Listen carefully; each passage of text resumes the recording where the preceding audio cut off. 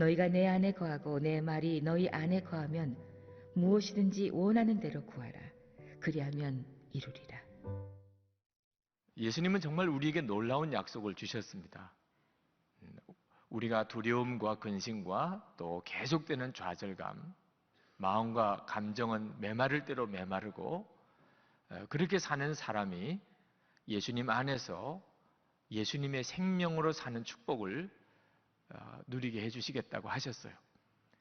예수님의 평안이 내 평안이 되고 예수님의 그 기쁨이 내 기쁨이 되고 정말 이제는 내가 모든 사람을 사랑하면서 살리라. 이렇게 결단이 되는 삶. 놀라운 변화지요? 예수님만이 하실 수 있는 이 변화된 삶에 대한 약속을 예수님이 주셨어요. 오늘 예수님께서 하신 말씀, 나는 포도나무요, 너희는 가지니 너희가 내 안에 내가 너희 안에 거하면 너희가 많은 열매를 맺게 될 것이라고 하신 말씀이 바로 그 약속인 것입니다. 여러분, 그림의 떡이라는 말이 있죠. 보기는 보아도 먹을 수가 없는 것을 말하는데 우리가 살다 보면 이런 그림의 떡과 같은 것을 볼 때가 많습니다. 그러나 여러분, 예수 믿고 약속되어진 이 변화의 삶의 축복은 결코 그림의 떡과 같아서는 안 될 것입니다.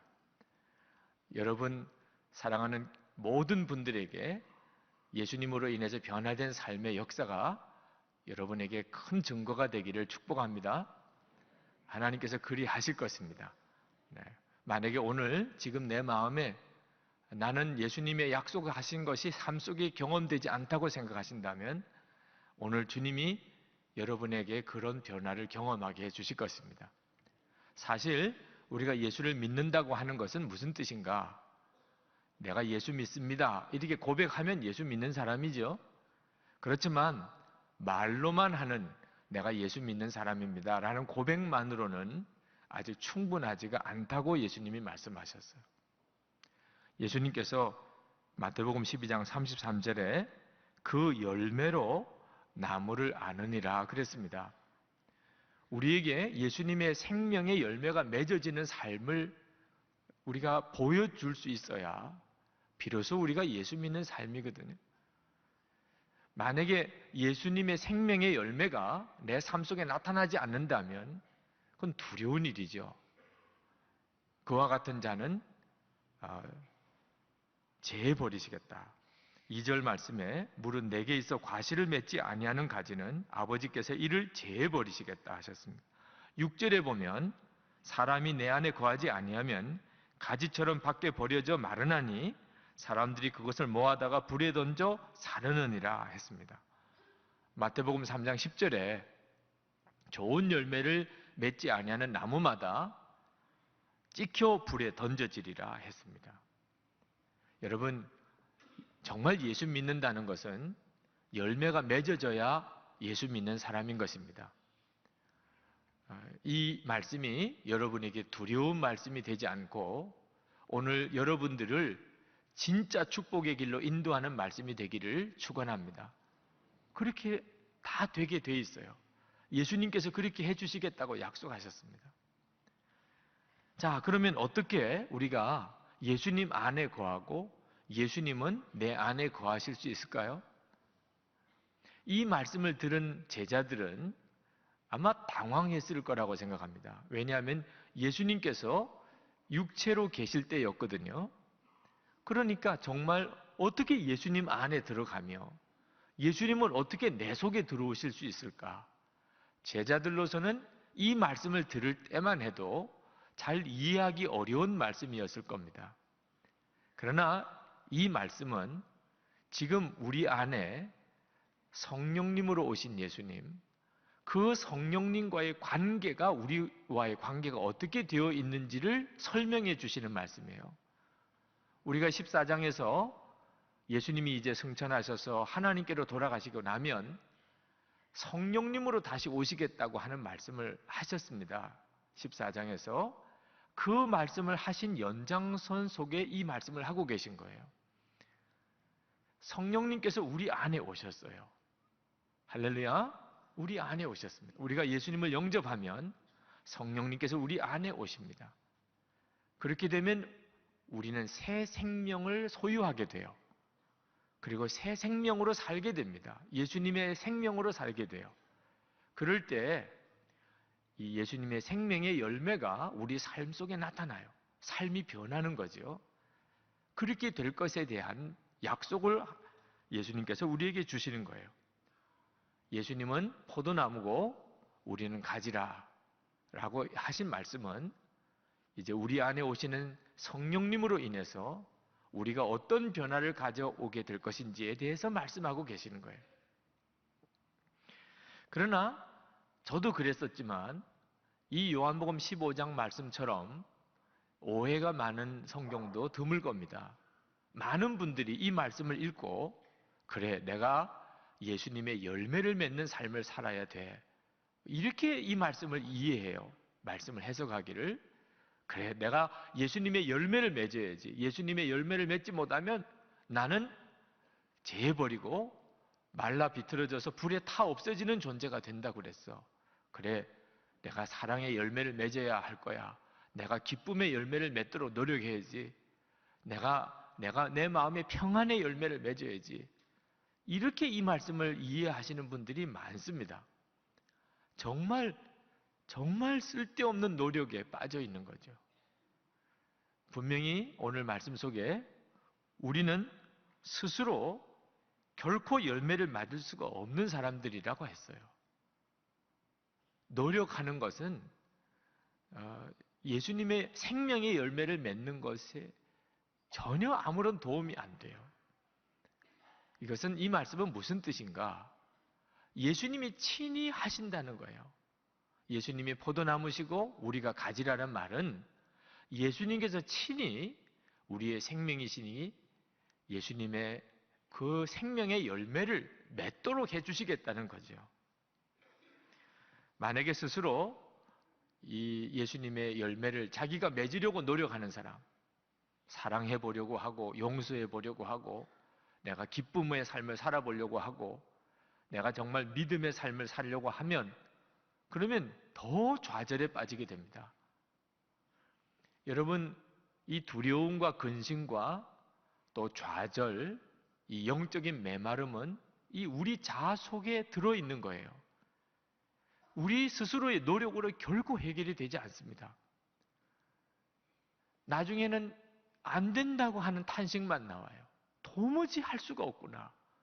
사랑하고 싶어도 사랑이 안 되고 기쁨으로 살고 싶어도 기뻐지지 않고 풍성한 삶을 살고 싶어도 계속 메말라지고 그래서 오히려 좌절에 빠져버려요. 그리고 이건 불가능한 일이야. 우리가 살기에는. 그렇게 타협해버리게 됩니다. 여러분 절대로 그렇지 않아요. 하나님께서 이미 예수님과 우리가 하나 되도록 만드셨습니다. 하나님이 다 그렇게 만들어 놓으셨어요. 십자가에서 그것이 이루어졌어요. 예수님이 십자가에 죽으실 때 우리 옛사람도 예수님과 함께 죽었고 예수님이 부활하실 때 우리도 예수님과 함께 새 생명으로 부활하게 하나님이 해 놓으셨어요. 하나님이 다 이루셨어요. 우리가 할 일은 믿는 것만 하는 겁니다. 우리가 그 사실을 믿으면 그러면 예수님께서 우리의 생명의 열매를 맺는 변화된 삶을 살게 되는 거죠. 로마서 6장 3절부터 4절까지 말씀을 한번 보실까요? 무릇 그리스도 예수와 합하여 세례를 받은 우리는 그의 죽으심과 합하여 세례 받은 줄을 알지 못하느냐. 그러므로 우리가 그의 죽으심과 합하여 세례를 받음으로 그와 함께 장사되었나니 이는 아버지의 영광으로 말미암아 그리스도를 죽은 자 가운데서 살리심과 같이 우리로 또한 새 생명 가운데서 행하게 하려 함이라. 다 이루어졌어요. 다 이루어졌어요. 우리가 예수님과 함께 죽은 것도 예수님과 함께 새 생명으로 살게 되는 것도 이미 하나님이 다 이루셨어요. 우리는 그것을 믿음으로 받으면 돼요. 이것이 복음인 것이에요. 이것이 십자가 복음인 것입니다. 이것을 정말 믿을 때 우리가 무엇을 구하든지 다 응답받아요. 7절에 너희가 내 안에 거하고 내 말이 너희 안에 거하면 무엇이든지 원하는 대로 구하라. 그리하면 이루리라. 예수님, 저 지금 주님 안에 있습니다. 할렐루야. 그렇게 하신 거. 주님, 저 지금 예수님 안에 있습니다. 예수님, 저 안에 계시지요. 저도 지금 예수님 안에 있습니다. 그것이 믿는 것이에요. 주님이 그렇게 다 하셨다고 하셨잖아요. 그리고 우리에게 그렇게 하라고 하셨잖아요. 그러니 우리가 그렇게 하는 것입니다. 저는 지금 주님 안에 있습니다. 주님, 제가 할 일은 감사하는 것밖에 없군요. 주님, 저는 그저 찬양만 하겠습니다. 중국에 복음의 씨앗이 되어진 선교사님, 허드슨 테일러 선교사님이 똑같은 일을 경험하셨어요. 이분이 선교사로 사역하시다가 너무나 좌절에 빠져서 그냥 쓰러지셨습니다. 몸이 아파서 쓰러진 것만 아니고 마음이 무너진 거예요. 왜 마음이 무너졌냐면 마음속까지 하나님 기뻐하는 뜻대로 살고 싶은데 그렇게 안 되는 겁니다. 정말 마음의 중심까지 하나님 기뻐하는 뜻대로 그렇게 살고 싶은데 노력하면 할수록 더 안 되는 거예요. 처음에는 허드슨 테일러 선교사님이 거룩한 삶을 사는 것은 기도하고 성경 보고 이렇게 경건한 삶을 사는 방법을 하나하나 열심히 해가다 보면 서서히 그렇게 거룩한 사람으로 변화되는 줄 알았어요. 그래서 그가 기도하고 금식하고 성경 보고 묵상하고 열심히 거룩한 삶을 살기로 애를 썼는데 그가 거룩한 삶을 살려고 애를 쓰면 쓸수록 자신의 거룩하지 않은 모습이 더 드러나는 거예요. 그는 항상 예수님을 바라보고 살겠다고 결심했어요. 믿음의 주여 온전케 하시는 예수를 바라보라 했기 때문에 내가 오늘은 깨어있는 동안에는 항상 예수님을 바라보리라. 그런데 그 중압감 때문에 오히려 너무 신경이 예민해져서 그런지 주위에 있는 사람들에게 자꾸 자기가 화를 내는 거예요. 짜증을 내고 신경질을 내고 어떤 때는 자기 입에서 자기도 깜짝 놀랄 만큼 거친 말이 튀어나오는 일을 자꾸 겪는 거예요. 항상 예수님만 바라보겠다고 결심을 하고 그런 일을 자꾸 겪는 거예요. 너무너무 당황해졌습니다. 기도도 소용없고 금식도 소용없고 성경을 읽어도 말씀을 묵상하는 생활도 자기를 온전히 거룩하게 바꾸지를 못하는 겁니다. 아, 믿어야 되는 거구나 이렇게 생각은 했어요. 이게 노력해서 되는 게 아니고 믿어야 되는 거구나. 그러나 어떻게 믿는지를 몰랐어요. 하나님께 믿음을 달라고 구했어요. 하나님 제게 믿음을 주세요. 아침에 하나님 제게 믿음을 주세요. 그런데 저녁이 되면 잔뜩 자기가 저질러 놓은 죄만 생각나는 겁니다. 믿어야 되는 건 알겠지만 어떻게 믿는지는 모르겠는 거예요. 결국은 마음에 좌절이 왔습니다. 안 되는 건가 보다. 이렇게는 이 세상에 사는 동안에는 이렇게 온전히 주님의 마음에 합한 자가 되는 일은 불가능한 건가 보다. 그래서 천국에 가서야 되는 건가 보다. 그런데 그러니까 선교사로서 복음을 못 전하겠는 거예요. 여러분 예수를 믿으십시오. 예수님을 믿으면 하나님의 자녀가 되는 권세를 얻습니다. 내가 경험을 못 하는데 하나님의 자녀가 되는 권세를 내가 경험을 못 하는데 그걸 어떻게 전도하나 말이에요. 그러니까 허드슨 테일러 선교사님이 꼼짝을 못하고 쓰러진 거예요. 이러지도 못하고 저러지도 못하겠는 겁니다. 그때 친구 선교사님인 메카디 선교사님으로부터 편지가 하나 왔습니다. 근데 이 편지를 읽다가 그 메카디 선교사님이 한 구절의 말씀 때문에 허드슨 테일러 선교사님이 빛을 경험해요. 아, 이렇게 하는 거구나. 메카디 선교사님이 이렇게 썼습니다. 어떻게 믿음을 강하게 할 수 있는가? 그것은 믿음을 구하려고 애쓰는 것이 아니라 그저 신실하신 분 예수님을 의지하는 것이다. 그렇게 썼어요. 허드슨 테일러 선교사님에게는 뭔가 빛이 비치는 것 같았어요. 그래서 그는 모든 몸부림을 다 내려놓고 막 믿음을 달라는 것도 다 내려놓고 그냥 예수님만을 바라보았어요. 그때 예수님께서 결코 너를 떠나지 아니하리라 하고 말씀하시는 것을 깨달았어요.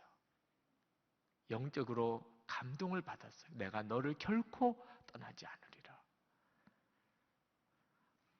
우리가 믿지 아니한다고 참 갈등할 그때도 예수님께서는 변함없이 신실하시구나. 거기에 안식이 있구나. 그동안 예수님 안에서 안식하기 위하여 헛되이 애써왔구나. 이제 결코 더 이상 애쓰지 않겠다. 왜냐하면 그분께서 나와 함께 거하시겠다고 결코 나를 떠나지 않으시고 결코 나를 저버리지 않으시겠다고 약속하지 않으셨던가. 그것이면 충분하였다. 그리고 오늘 본문인 포도나무와 가지에 대한 말씀이 생각났어요. 예수님은 나의 포도나무, 나는 예수님의 가지라 하는 말씀을 읽으면서 예수님께서 결코 나를 떠나지 않으실 것이라는 사실뿐 아니라 내가 예수님과 몸과 살과 뼈의 한 지체라는 사실을 그가 보았다고 그랬어요. 성도 여러분, 이 허드슨 테일러 선교사님이 경험했던 이 일은 몇 명의 특별한 성도들에게만 주시는 축복이 아닌 거 아십니까? 모든 하나님의 자녀들에게 주신 축복이에요. 우리 모두에게 주신 것이에요. 여러분, 예수를 믿으셨기 때문에 이제는 예수님을 더 깊이 알게 되시기를 축복합니다. 우리가 예수님을 알아도 아주 얕은 차원에서 아는 것이 있고 깊은 차원에서 아는 것이 있어요. 우리가 그저 은혜만 받으려고 할 때 그때도 예수님을 모르는 건 아니지만 내가 은혜만 받으려고 하는 그런 정도 수준에 있을 때는 죽음이 잘 이해가 안 되고 또 죽는 것이 어렵고 꼭 그래야만 되나 이런 생각도 들어요. 그런데 예수님을 더 깊이 알아서 예수님의 영광을 보는 그런 눈이 조금이라도 열리고 나면 죽음은 죽느냐 안 죽느냐 하는 문제가 아니에요. 그냥 내가 죽음으로 처리가 되어버려요. 이사야 선지자가 나라와 민족을 걱정하면서 하나님의 성전에 가서 기도할 때 하나님께서 이사야에게 은혜의 눈을 열어주셔서 하나님의 보좌를 보게 됐어요. 영광 중에 하나님의 그 보좌를 보는 순간에 이사야 선지자는 자기가 문제라는 걸 알았어요. 오호라 나여 망하게 되었도다. 나는 입술이 부정한 사람이요 나는 입술이 부정한 백성 중에 거주하면서 만군의 여호와이신 왕을 배웠음이로다. 그냥 죽은 거예요. 영광의 하나님을 보는 순간에 이사야는 그냥 죽은 거예요. 성도 여러분, 예수를 믿으셨으면 진짜 예수님의 영광의 자리까지 가셔야 합니다. 우리가 이렇게 내가 죽고 예수님의 생명으로 살게 되는 것을 알게 될 때 하나님의 영광이 내 삶에서 드러나요. 8절 말씀에 너희가 열매를 많이 맺으면 하나님께서 영광을 받으시고 너희가 내 제자가 되리라 하셨잖아요. 지난 주간에 선교사님들의 선교 편지 책자가 제게 왔는데 중국에 사역하시는 홍 선교사님, 제가 이름을 다 밝히지는 않겠습니다. 그 선교사님의 간증에 많은 은혜를 받았어요. 그 선교사님이 1996년에 러시아를 거쳐서 그리고 중국에서 사역을 하시는데 여러 번 중국 공안에 붙들려서 고생을 많이 하셨다고 하셨습니다. 근데 처음 중국 공안에 붙들렸을 때 너무너무 두려웠다는 겁니다. 이제 내가 오늘 어떻게 되나? 내가 여기서 어떤 고통을 당할까? 그리고 마치 살인범이나 되는 것처럼 사람을 죄수복을 입히고 그리고는 교도소 벽에다가 붙여놓고 그리고는 사진을 찍는데 그렇게 자기 자신의 처지가 참담하게 느껴지더래요. 내가 지금 여기서 이게 무슨 꼴을 당하는 거냐. 그런 마음을 가지고 있는데 자기 사진을 찍는 카메라 렌즈에 자기 모습이 비칠 거 아니겠어요? 그런데 그 렌즈에 예수님이 십자가에 달려 계신 예수님이 보이는 거예요. 그때 그 홍성교사님이 자기가 이렇게 고생하고 수치스러운 일을 당하고 있는 것이 예수님께서 하시는 일이구나. 예수님이 당하시는 고통을 지금 자기가 겪고 있는 거구나 하는 사실이 순간 깨달아지더라는. 지금 이 모습이 그대로 예수님의 모습이구나. 이게 깨달아지는 순간에 그렇게 감사의 눈물이 쏟아지더라. 그러면서 마음이 너무나 놀라우게 평안해지더라는. 주님이시구나. 주님이 지금 나를 통해서 이 일을 겪고 계시는 거구나. 그렇다면 주님, 제가 주님 하시는 그 일을 감당하기 원합니다. 저를 통해서 주님 역사해 주십시오. 그러니까 마음의 두려움이 다 사라졌어요. 이제 그 공안이 이제 취주를 할 때 내가 무슨 말을 해야 되나 그렇게 두려웠었는데 두려움이 다 사라지고 나니까 지금까지 하나님이 자기를 부르신 것과 선교사로 보내시는 과정과 지금까지 선교사로 중국에 오는 동안에 하나님이 하신 일들에 대하여 그냥 공안에게 다 이야기를 했대요. 그게 복음 전도요 간증이 된 것을 몰랐지요. 공안이 그것을 취조하다가 은혜를 받았어요. 계속 취조하면서 더욱 은혜를 받았어요. 나중에는 그가 예수님을 영접하고 그리고 둘도 없는 친구 관계가 됐어요. 할렐루야. 정말 주님이 하신 거죠. 내가 할 일은 내가 지금 예수님 안에 있다는 것만 믿으면 되는 거죠. 그러면 주님이 나를 통해서 역사하시는 거예요. 두려움, 근심 또는 좌절 다 사라지고 주님의 평안, 주님의 기쁨, 주님의 담대하심 그리고 그 사랑이 내게서부터 흘러나는 것이죠. 여러분, 이렇게 우리가 예수님의 생명으로 살게 되면 우리가 점점 더 깨끗해지게 됩니다. 오늘 2절 말씀에 무릇 열매를 맺는 가지는 더 열매를 맺게 하려 하여 그것을 깨끗하게 하시느니라 했습니다. 우리가 예수님의 생명으로 살기 전에는 깨끗함의 중요함을 잘 몰라요. 오히려 깨끗함이 때때로는 거추장스럽게 생각이 듭니다. 세상을 재미있게 살고 또 세상에서 성공하려면 너무 깨끗한 것은 오히려 걸림돌인 것처럼도 여겨져요. 어떻게 다 깨끗하게 살 수 있나? 그런데 여러분, 주님의 영광을 내가 조금이라도 보게 되면 그러면 내 마음속에 가장 강한 욕구는 내가 깨끗한 자가 되는 것인 걸 아십니까? 이 세상 영광만 가지고도 말입니다. 하나님의 영광은 둘째라고 세상 영광만 가지고도 사람을 깨끗함에 대한 욕구가 커지게 만들어요. 고위 공직자를 세울 때 인사청문회를 요즘에 하잖아요. 그 사람들이 다 똑같은 말을 해요. 내가 이런 자리에 이를 줄 알았다면 내가 과거에 좀 더 깨끗하게 살았을 것을. 내가 많은 사람들이 주목하는 자리에 서다 보니까 내 과거가 다 드러나요. 여러분, 그때 지난날의 과거에 더러웠던 일, 내가 남에게 숨기고 싶었던 일들이 지워졌으면, 깨끗하게 다 되어졌으면 하는 소원이 얼마나 간절하게 일어날까요? 여러분이 이렇게 조명을 받고 여러분들이 많은 사람들 앞에 높임을 받는 어떤 자리에 서게 된다고 한다면 여러분은 깨끗하게 씻고 깨끗한 옷을 입고 그렇게 나가고 싶지 않겠습니까? 여러분, 하나님께서 여러분을 부르셔서 하나님 앞에 간다면 여러분의 가장 큰 소원이 무엇이겠습니까? 여러분이 깨끗한 자가 되는 것이겠죠. 우리가 예수님을 더 깊이 알면 알수록 전에는 그러지 않았는데 이제는 내가 깨끗해지기를 원하는 마음이 간절히 일어나게 돼요. 이 깨끗한 것은 예수님의 말씀으로 되는데 3절에 내가 일러준 말로 이미 깨끗하였으되. 여러분, 말씀을 통해서 우리가 깨끗해지는 것이 어떻게 되는 것인지 아십니까? 하나님의 말씀을 읽어보면 그러면 내 속에 어떤 것이 죄인가가 드러나요.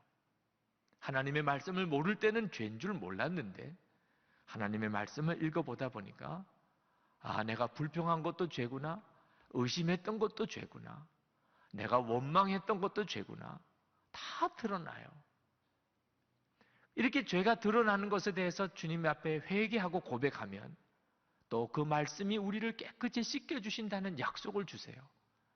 요한일서 1장 9절에 만일 우리가 우리 죄를 자백하면 저는 미쁘시고 의로우사 우리 죄를 사하시며 모든 불의에서 우리를 깨끗게 하실 것이요. 그래서 말씀으로 깨끗함을 받는 거예요.